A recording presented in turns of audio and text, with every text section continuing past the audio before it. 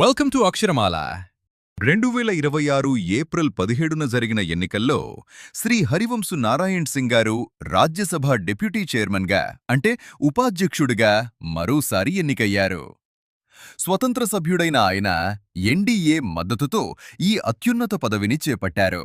అయితే ఈ ఎన్నికలో ఎన్నో ప్రత్యేకతలు ఉన్నాయి.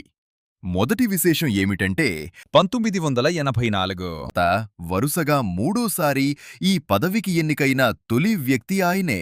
అంతేకాదు ఒక నామినేటెడ్ సభ్యునిగా డిప్యూటీ చైర్మన్ స్థాయికి ఎదిగిన మొట్టమొదటి వ్యక్తిగా కూడా ఆయన సరికొత్త రికార్డు సృష్టించారు. ఇక ఎన్నికల విధానం విషయానికి వస్తే ప్రతిపక్షాలు ఈ ఎన్నికలను బహిష్కరించడంతో ఆయన ఏకగ్రీవంగా ఎన్నికైనట్లు సభ ప్రకటించింది. ఏప్రిల్ 10, 2026న ఆయన రాజ్యసభ సభ్యునిగా నామినేట్ కాగా వారం రోజుల వ్యవధిలోనే ఏప్రిల్ 17న ఈ కీలక ఎన్నిక జరగడం గమనార్హం. ఏప్రిల్ 18వ తేదీన ఒడిశా భువనేశ్వర్లోని ప్రతిష్టాత్మక kit Kalinga institute of industrial technology క్యాంపస్లో ఈ 61వ ఎడిషన్ వేడుకలు అత్యంత అట్టహాసంగా జరిగాయి.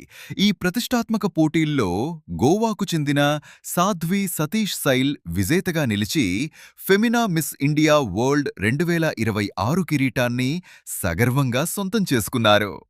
ఇక ఫస్ట్ రన్నరప్గా మహారాష్ట్రకు చెందిన రజనిందిని పవార్ నిలవగా, సెకండ్ రన్నరప్గా యూనియన్ టెరిటరీ ప్రతినిధి శ్రీ అద్వైత నిలిచారు. ప్రపంచంలోనే తొలి ఎయిర్ టాక్సీ స్టేషన్ సిద్ధం. ప్రపంచంలోనే తొలి ఎయిర్ టాక్సీ స్టేషన్ సిద్ధమైనట్లు దుబాయ్ యువరాజు Hamdan bin Mohammed bin Rashid Al Maktoum ప్రకటించారు. దుబాయ్ అంతర్జాతీయ విమానాశ్రయం సమీపంలో 3100 చదరపు మీటర్ల విస్తీర్ణంలో నిర్మించిన ఈ స్టేషన్ ఈ ఏడాది చివరికి ప్రయాణికులకు అందుబాటులోకి రానుంది.